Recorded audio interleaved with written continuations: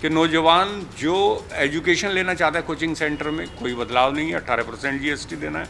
सबसे बड़ा सवाल तो नौजवानों को बेरोजगारी है, तो बेरोजगारी को हल करने के लिए क्या किया है सरकार ने? उसका तो कोई हल करना नहीं चाहती है सरकार, लगातार बेरोजगारी बढ़ती जाती है। 40% के दायरे में जो आ रहे हैं, ऑनलाइन गेमिंग आ रहा है, ऑनलाइन जुआ आ रहा है। इसका मतलब सरकार ऑनलाइन गेमिंग और जुए को लीगलाइज करना चाहती है।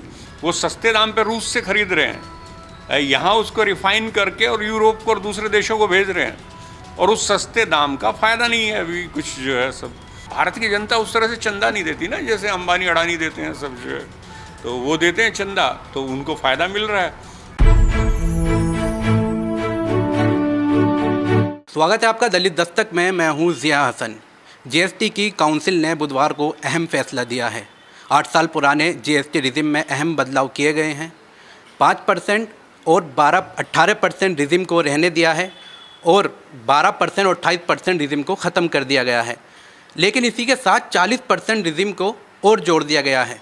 क्या है ये 40% जीएसटी, और इस जीएसटी से, इस पूरे बदलाव से आम आदमी पर क्या असर पड़ेगा, युवाओं पर क्या असर पड़ेगा, छात्रों पर क्या असर पड़ेगा, इसी पर बात करने के लिए हमारे साथ मौजूद हैं मुक्ति संघर्ष के एडिटर महेश राठी जी। महेश राठी जी, ये जो अहम बदलाव किए गए हैं सरकार की तरफ से, तो क्या कहा जा रहा है युवाओं पर बहुत अच्छा असर पड़ेगा, इससे महिलाओं पर, सब पर अच्छा असर पड़ेगा, लेकिन ये सच बात है? क्या हो सकता है?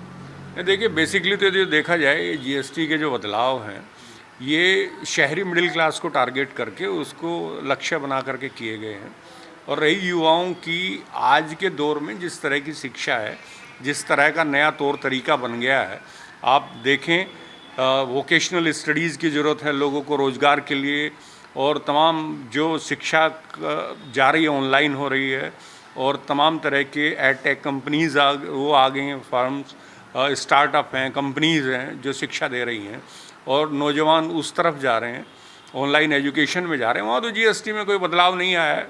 वहाँ तो ये नहीं, कोई स्कूली शिक्षा के ऊपर थोड़ा बहुत है, पहले से चला आ रहा है जो रियायत है। नौजवानों को 2-3 तरह से हम देख सकते हैं इसको, कि नौजवान जो एजुकेशन लेना चाहता है कोचिंग सेंटर में, कोई बदलाव नहीं है, 18% जीएसटी देना है। वो कोई एडटेक कंपनी में जा कर के शिक्षा लेना चाहता है या जॉब करना चाहता है, मतलब जो भी है, उस पर कोई टैक्स में रियायत नहीं है। ऑनलाइन एजुकेशन में कुछ नहीं है, और स्किल डेवलपमेंट के जो प्रोग्राम्स हैं जो उसको चलाते हैं, उसके ऊपर कोई नहीं है सब रियायत। इसके अलावा सबसे बड़ा सवाल तो नौजवानों को बेरोजगारी है, तो बेरोजगारी को हल करने के लिए क्या किया है सरकार ने? उसका तो कोई हल करना नहीं चाहती है सरकार। लगातार बेरोजगारी बढ़ती जाती है, लगातार बढ़ती जाती है हर साल जो है। उसके लिए मोदी जी कह करके आए थे कि हर साल 2 करोड़ रोज़गार देंगे। मुझे तो लगता है कि करोड़ों रोज़गार छीन चुके हैं अब तक वो। ये जीएसटी ला करके इसी के ऊपर बड़ा विवाद रहा, जीएसटी के ऊपर इसी ने बड़ा असर डाला लोगों के रोज़गार पर। कई लोगों के रोज़गार चौपट हो गए, इसके मायने के रोज़गार चले गए हैं, तो बिजनेस चौपट हुए, रोज़गार चले गए हैं। तो उस तरह का कुछ नहीं है, सब जो है ये कहने की बातें हैं। हमेशा सरकार अपनी पीठ खुद थपथपाती है, अभी भी थपथपा रही है सब। तो ये 40% जो नया स्लैब जोड़ा गया है, तो इससे क्या असर पड़ेगा? देखिए, पहले भी जिन चीज़ों के ऊपर है, मसलन के तंबाकू के ऊपर है, शराब या दूसरी तरह की चीज़ें जो हैं, या और कोई उससे जुड़ी हुई चीज़ें इस तरह की जो लग्जरी आइटम्स हैं जिसको ये कह रहे हैं, उसके ऊपर 40% है।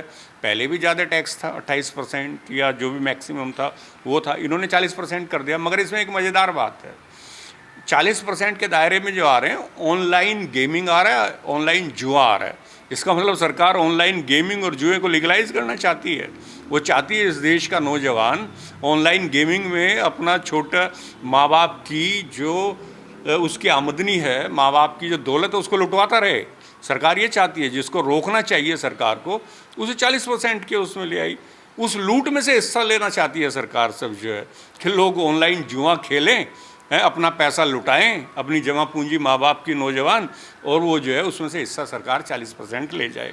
सरकार की नीयत साफ है बिल्कुल जो है, कि सरकार जो है उस गलत काम को लीगलाइज कर रही है, इन दोनों कामों को सब जो जिसको रोकना चाहिए था सब। आप कह रहे हैं सरकार की नीयत साफ़ है, वो जुए को बढ़ावा दे रही है, लेकिन ये तो सरकार कह रही है ये युवाओं के हित में है, आम जनता के हित में है, ये बड़ा बदलाव है, ये एक दिवाली का तोहफा कह रही है सरकार। हाँ, तो ऑनलाइन गेमिंग जनता के हित में है, तो वो कहें, इस सरकार को चलाने वाले निर्मला सीतारमण हैं जो करने वाली हैं, दूसरे सब लोग हैं, कहें अपने बच्चों को ऑनलाइन गेमिंग खेलें, खूब रोज़ 24 घंटे उसमें लगें। ऑनलाइन जुआ यदि जो ठीक है 40% टैक्स करके लीगलाइज जिसको कर रहे हैं, वो अपने बच्चों को कहें कि वो जो है ऑनलाइन जुआ खेला करें, सब जो है दूसरा काम छोड़ दें सब, तो पता लगेगा कितने हित में नौजवानों के, तो मालूम चलेगा तब। लेकिन सर ये सबसे कहा जाता है कि ये पेट्रोल जो है ये जीएसटी के दायरे में क्यों नहीं ला रहे हैं? हाँ, ये सवाल है कि सरकार जो है पेट्रोल, खाली पेट्रोल को जीएसटी में के दायरे में लाने का ही बात नहीं है। ये पेट्रोल पे तो बड़ा खेल कर रही है सरकार, हमेशा करती है। जीएसटी के मामले में उसको ले आएगी तो उसके दाम घट जाएंगे काफ़ी, ये जो जीएसटी के दायरे में आता है पेट्रोल। मगर इसके अलावा भी सरकार का खेल है पेट्रोल को लेकर के, वो सस्ते दाम पे रूस से ख़रीद रहे हैं, यहाँ उसको रिफ़ाइन करके और यूरोप को और दूसरे देशों को भेज रहे हैं, और उस सस्ते दाम का फ़ायदा नहीं है अभी कुछ जो है सब। एक बार पेट्रोल का, डीजल का दाम बढ़ा तो अब तक बढ़ा हुआ है, वो उसका जो कच्चे तेल का दाम है इंटरनेशनल मार्केट में गिर गया है तब भी बढ़ा हुआ है, रूस से सस्ता तेल खरीद रहे हैं तब भी बढ़ा हुआ है। तो सरकार तो अपनी रिफ़ाइन करने, सबसे बड़ी रिफ़ाइनरी अंबानी की है, जो बड़े ख़रीदार हैं रूस से तेल के, और रूस से तेल खरीद के सस्ता और महंगा यूरोप के रास्ते सबको जानते हैं। पिछले दिनों ट्रंप और अमेरिकी सरकार ने इसके ऊपर सवाल उठाए हैं, वो इसीलिए सवाल उठा रहे हैं। तो बहरहाल सरकार तो इस तेल के अंदर तो तमाम तरह के खेल करती है, जीएसटी भी उस खेल का एक हिस्सा है, वो लुटवाते रहना चाहती है सरकार।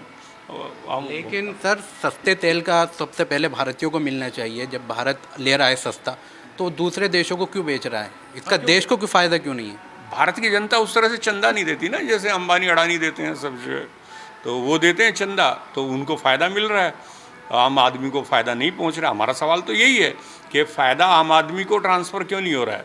रूस से सस्ता तेल खरीद रहे हैं या जहाँ से भी इंटरनेशनल मार्केट में क्रूड ऑयल का दाम गिरा है, तो वो ट्रांसफ़र क्यों नहीं हो रहा आम आदमी को जो फ़ायदा सब जो है? यही तो सवाल है। ये सरकार जाति धर्म के सवालों को उठा करके लोगों की आंखों में धूल झोंकना चाहती है, और चाहती है कि ये असल मुद्दे उनके सामने न जाएं, इन बातों के ऊपर सवाल ना उठाएं लोग। अभी तो रोज़ नई नई तरह की सांप्रदायिक बातें और सब जो है उकसावे वाली बातें चलती हैं देश के अंदर से। सर ये जो जीएसटी में बदलाव किए गए हैं, इसका सबसे ज़्यादा फ़ायदा मिलेगा किसे? जब आम जनता को इसका कुछ ज़्यादा फ़ायदा नज़र नहीं आ रहा, तो असल में किसे, पूंजीपतियों को होगा या किसे होगा? नहीं, सबसे ज़्यादा फ़ायदा पूंजीपतियों को तो होगा ही, उनका सामान बिकेगा, मगर सबसे ज़्यादा फ़ायदा देखें तो पूंजीपतियों के अलावा शहरी एक कहें हायर मिडिल क्लास जो है, जो एसी के बिना रह नहीं सकता, रेफ्रिजरेटर जिसको चाहिए, रेफ्रिजरेटर तो आजकल सब मिडिल क्लास की ज़रूरत है उस तरह से, और दूसरी सब चीज़ों में वो जो रियायत दिया है सब उन चीज़ों के ऊपर उनको फ़ायदा मिलने वाला है सब जो। तो जो उस तरह की चीज़ें ये कह रहे हैं कि आम आदमी को मिलेगा फ़ायदा उसका सब, आप अपने चारों तरफ जो है सोच करके बतलाएं, देख करके कि गांव में जा करके लोगों से मिल के कितने लोग मेडिक्लेम क्लेम कराते हैं, कितने लोग उस तरह का बीमा करते हैं। तो शहरी मिडिल क्लास है जिसको टारगेट करके इन्होंने ये बनाया है, ये उसको वोट बैंक की तरह इस्तेमाल करना चाहते हैं आने वाले दिनों में, और उससे फ़ायदा लेना चाहते हैं अपनी पॉलिटिक्स में सब जो है। आम मज़दूर को कोई उसको न्यूनतम वेतन इंश्योर हुआ है, उसकी मजदूरी कोई तय हुई है कि भाई उसको मिलेगी। मान लीजिए मनरेगा में काम कर रहा है, उसकी मजदूरी में इजाफा किया गया है या फिर उसके काम के दिनों में इजाफा किया गया है जो उससे फ़ायदा मिले। तो गरीब मज़दूर और गरीब किसान के तो फ़ायदे से दूर की बात है सब जो है। ये बड़ी ज़ोर शोर से कह रहे हैं सोलर पैनल के ऊपर घटा दिया, 5% कर दिया है। आप देख के बताएं, गांव में दौरा करें, कितने किसान सोलर पैनल लगाते हैं, सोलर एनर्जी का कितना इस्तेमाल करते हैं। गांव का जो बड़ा किसान है वही इस सुविधा को ले पाता है सब। गरीब किसान के पास में, जो सीमांत किसान है, उसके पास में तो देने के लिए पैसे ही नहीं, उसके लिए मुफ्त में दे दें तो भी उसको बेचारे को लगाना मुश्किल है, उसको सब जो इंस्टॉल कर पाना। तो ये तो मतलब एक मध्य वर्ग, उच्च मध्य वर्ग का जीएसटी का फ़ायदा उन्हीं को मिलने वाला है सब जो। सर जब से जीएसटी लागू हुआ है 8 साल पहले से, तभी से ये विवादों में है। राहुल गांधी इसे गब्बर सिंह टैक्स कहते हैं, लेकिन क्या पहले ठीक था जब जीएसटी नहीं था, क्या अब ठीक है जब से जीएसटी लागू हुआ है? नहीं, पहले तो थोड़ा आसान था टैक्सेशन, जो टैक्स फाइल करना कुछ आसान था। गब्बर सिंह टैक्स वगैरह इसलिए कहा गया है इनको क्योंकि जो टैक्स फाइलिंग की जो प्रोसीजर है उसको इन्होंने और बढ़ा दिया है, उसके सर पे एक काम का बोझ लाद दिया है। एक छोटा व्यापारी है, उसको लगातार मतलब ये फाइलिंग के लिए ये किया जाता है, वो उसको हायर करना पड़ेगा। कोई एक आदमी जो चार्टर्ड अकाउंटेंट का काम करने वाला, एक आदमी का खर्चा उसके ऊपर और बढ़ेगा, उस तरह का। तो उसके लिए फॉर्मेलिटीज़ को बढ़ा दिया, जिसकी वजह से कहा जाता था। और कई तरह का जो बहुत चीज़ें हैं जिसमें बहुत कम टैक्स होता था पहले, उसके ऊपर भी बढ़ गया है टैक्स जो है। तो इस वजह से भी कई लोगों को बहुत नुकसान है। तो आम आदमी के ऊपर तो काफ़ी मार पड़ी है सब जो। और ये कहते थे एक जैसा टैक्स हो या कुछ हो, तो अभी हम बात कर रहे थे यदि जो सबको टैक्स एक जैसा करना है, आसान करना है, तो ये 3-4 स्लैब किस लिए? अभी इन्होंने ख़त्म किए और नहीं 40% ले आए एक और सब जो। इससे पहले बात पेट्रोल डीजल के ऊपर है, जब आप सबको एक जैसा करना चाहते हैं उसके ऊपर क्यों नहीं लागू करते इसको? और बहुत सारी तरह की चीज़ें हैं सब जो, उसके ऊपर लागू क्यों नहीं करते हैं सब? एक जैसे की बात करने वाले सबको एक जैसे दायरे में क्यों नहीं ला रहे हैं, ये कहना है एडिटर का, महेश राठी जी का।